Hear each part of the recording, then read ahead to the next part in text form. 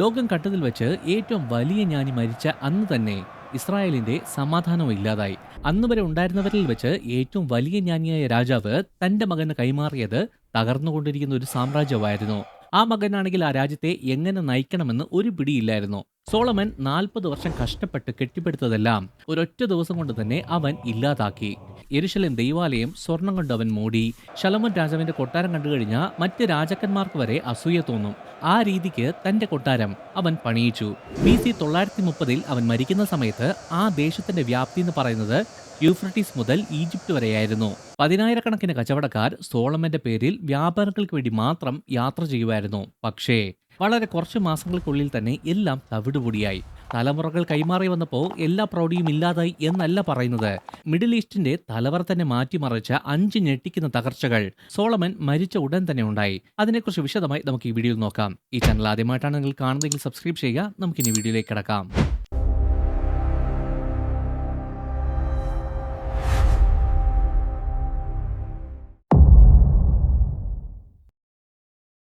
സോളമന്റെ മകനായ രഹോബയാം രാജാവായി കിരീടമണിയാനായിട്ട് ഷേക്കേമിലേക്ക് പോയി.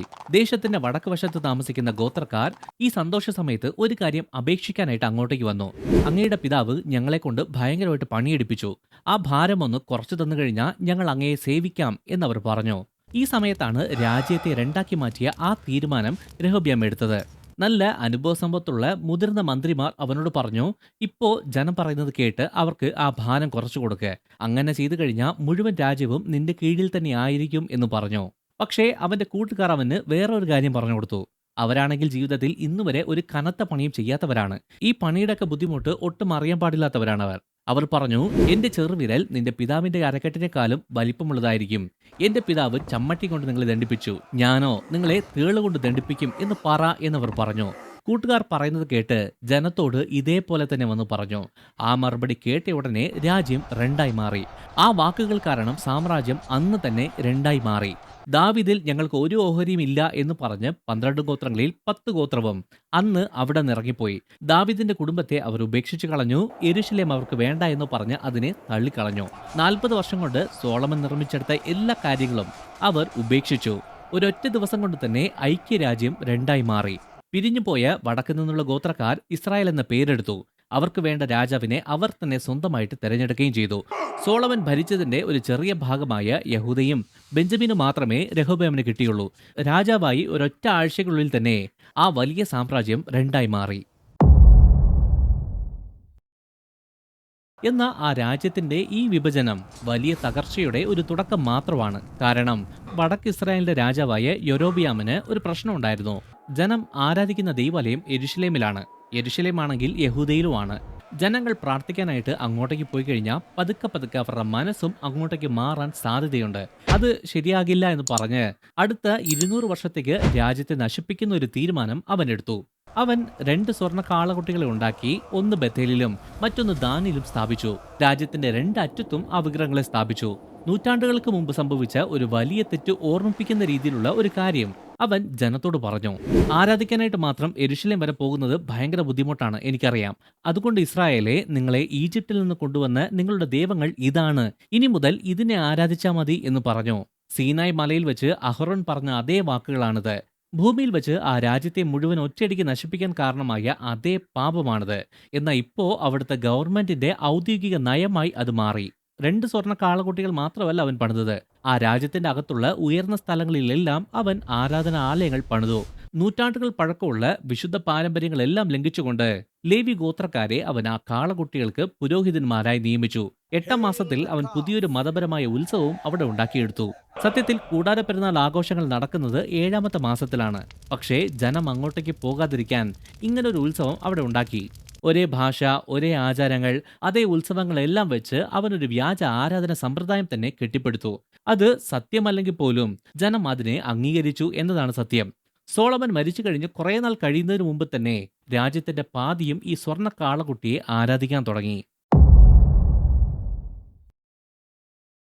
അടുത്ത ആഘാതം വന്നത് തെക്ക് നിന്നാണ്, അതായത് ഈജിപ്തിൽ നിന്ന്. രഹബയാം രാജാവായി 5ാമത്തെ വർഷം, അതായത് സോളമൻ മരിച്ചു കഴിഞ്ഞിട്ട് 5 വർഷം ആയതേ ഉള്ളൂ. ആ സമയത്ത് ദേശത്തെ പിടിച്ചെടുക്കാനായിട്ട് ഒരു സൈന്യം അവിടേക്ക് എത്തി. ചെറിയ ആക്രമണമൊന്നുമല്ല. സോളമന്റെ പ്രതാപം മുഴുവൻ ചാമ്പലാക്കുന്ന രീതിയിലുള്ള വലിയൊരു സൈനിക ആക്രമണമായിരുന്നു ഫറവോനായ ശീശക് അവിടെ നടത്തിയത്. ചരിത്രകാരന്മാർ അത് വ്യക്തമായി രേഖപ്പെടുത്തിയിട്ടുമുണ്ട്. സോളമന്റെ കാലത്ത് സ്വർണം കൊണ്ട് നിർമ്മിച്ചെടുത്ത എല്ലാ കാര്യങ്ങളും അവർ ആ യുദ്ധത്തിൽ എടുത്തുകൊണ്ടുപോയി. ലെബനോൻ കാട്ടിലെ തടികൊണ്ട് പണിത ഹാളിൽ വെച്ചിരുന്ന സ്വർണ്ണ പരിചകളെല്ലാം അവർ എടുത്തുകൊണ്ടുപോയി. ഈ നാണക്കേട് മറയ്ക്കാനായിട്ട് രഹോബിയാം അതിന് പകരമായിട്ട് വെങ്കലം കൊണ്ടുള്ള പരിചകൾ നിർമ്മിച്ച് അവിടെ വെച്ചു. അവിടെ എന്താണ് സംഭവിച്ചത് എന്ന് പറഞ്ഞാൽ സ്വർണത്തിന് പകരം എല്ലാം വെങ്കലമായി മാറി. അതായത് പ്രതാപത്തിന് പകരം വില കുറഞ്ഞൊരു സാധനം. ഭൂമിയിലെ ഏറ്റവും സമ്പന്നമായ രാജ്യം തങ്ങൾക്ക് നഷ്ടപ്പെട്ടതെല്ലാം ഇപ്പോഴും അവിടെ തന്നെ ഉണ്ട് എന്ന രീതിയിൽ വെറുതെ അഭിനയിക്കുമായിരുന്നു. നിധികളെല്ലാം ഇല്ലാതായി. അവരുടെ പ്രതാപം മങ്ങിത്തുടങ്ങി. അവരുടെ സുവർണകാലം ഇപ്പൊ തന്നെ വെറുമൊരു ഓർമ്മയായി മാറിക്കഴിഞ്ഞിരുന്നു. എന്നാൽ ഇതിനേക്കാളും ഞെട്ടിക്കുന്ന കാര്യങ്ങൾ ഇനി വരുന്നതേ ഉള്ളൂ. ഇസ്രായേൽ രണ്ടായി മാറി എന്നത് മാത്രമല്ല, അവർ തമ്മിൽ യുദ്ധം ചെയ്യാൻ തുടങ്ങി. സഹോദര ഗോത്രങ്ങൾ തമ്മിൽ യുദ്ധം ചെയ്തു. യാക്കോബിന്റെ 12 മക്കൾ, അതായത് 12 ഗോത്രം, ദാവീദിന്റെയും സോളമന്റെയും കീഴിൽ വെറും 80 വർഷം മാത്രമാണ് ഒന്നിച്ചു നിന്നത്. എന്നാൽ ഇപ്പോ അവർ തമ്മിൽ കൊല്ലാൻ തുടങ്ങി. ഇത് കുറച്ചു കാലത്തേക്ക് മാത്രം ഉണ്ടായ ഒരു പ്രശ്നമല്ല. രാജ്യം രണ്ടായി പിളർന്നപ്പോൾ തുടങ്ങിയ ആ ആഭ്യന്തര യുദ്ധം പിന്നീട് ഒരിക്കലും അവസാനിച്ചിട്ടില്ല എന്നതാണ് സത്യം. ശേഷം വന്ന 200 വർഷം ഇസ്രായേലും യൂദയും തമ്മിൽ എപ്പോഴും യുദ്ധത്തിലായിരുന്നു. അവർ പരസ്പരം പാരവച്ചു, അന്യദേശങ്ങളുമായി സഖ്യത ഉണ്ടാക്കി, പരസ്പരം ചതിച്ചു. സ്വന്തം സഹോദരങ്ങളോട് യുദ്ധം ചെയ്യാൻ അവർ അന്യമതസ്ഥനായ സാമ്രാജ്യങ്ങളെ വരെ കൂട്ടുപിടിച്ചു. യഹൂദയെ തോൽപ്പിക്കാനായിട്ട് ഇസ്രായേൽ സിറിയയുമായിട്ട് ചേർന്നു. ഇസ്രായേലിനെതിരെ യുദ്ധം ചെയ്യാനായിട്ട് യൂദ അസിറിയ എന്ന രാജ്യവുമായി ചേർന്നു. പരസ്പരം തോൽപ്പിക്കണം എന്നത് മാത്രമായിരുന്നു അവരുടെ ശ്രദ്ധ. അതുകൊണ്ട് തന്നെ മറ്റ് രാജ്യങ്ങൾ വളർന്ന് വലിയ സാമ്രാജ്യങ്ങളാകുന്നത് അവർ കണ്ടില്ലെന്ന് നടിച്ചു. അവർ സഖ്യത ചെയ്ത ആ സാമ്രാജ്യങ്ങൾ തന്നെ അവസാനം അവരെ രണ്ടുപേരെയും നശിപ്പിക്കും എന്നുള്ള കാര്യം അവർക്ക് അറിയില്ലായിരുന്നു. ഇതെല്ലാം സംഭവിക്കുന്നതിനിടയ്ക്ക് മറ്റൊരു കാര്യം കൂടി മാറുന്നുണ്ടായിരുന്നു. സോളമന്റെ കാലത്ത് അവൻ കുറെ തെറ്റുകൾ ചെയ്തിട്ട് പോലും ദൈവം അവനോട് നേരിട്ട് സംസാരിച്ചിരുന്നു. 2 തവണ ദൈവം സോളമന് ദർശനത്തിൽ പ്രത്യക്ഷപ്പെട്ട് മുന്നറിയിപ്പുകളൊക്കെ കൊടുത്തു. അവൻ തെറ്റുകൾ തിരുത്തി വീണ്ടും അവന് അവസരങ്ങൾ കൊടുത്തു. എന്ന രാജ്യം രണ്ടായതിനു ശേഷം ദൈവം സംസാരിക്കുന്നതിന്റെ സ്വഭാവം തന്നെ മാറി.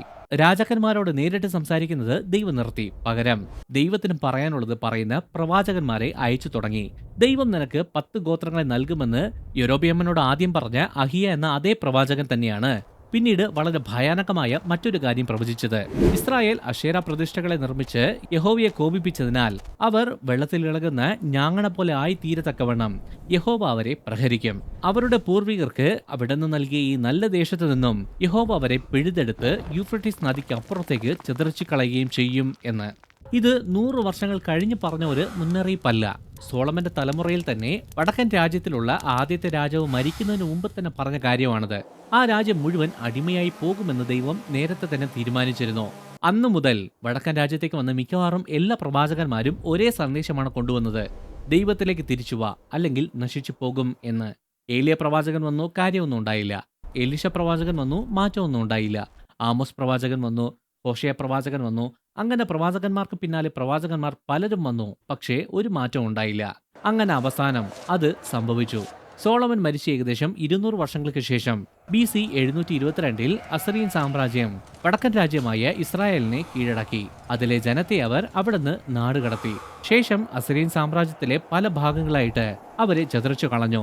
അങ്ങനെ അപ്രത്യക്ഷമായി പോയ ആ 10 ഗോത്രം ഇന്ന് വരെ അപ്രത്യക്ഷമായി തന്നെ ഇരിക്കുന്നു. ഇന്നും അവരെ ഇസ്രായേലിന്റെ കാണാതായ ഗോത്രങ്ങൾ എന്നാണ് പറയുന്നത്. അവർ എവിടേക്ക് പോയെന്നോ അവർക്ക് എന്ത് സംഭവിച്ചതെന്നോ ആർക്കും അറിയില്ല. ഈ കഥയിലെ യഥാർത്ഥ വില്ലൻ ആരാണ്?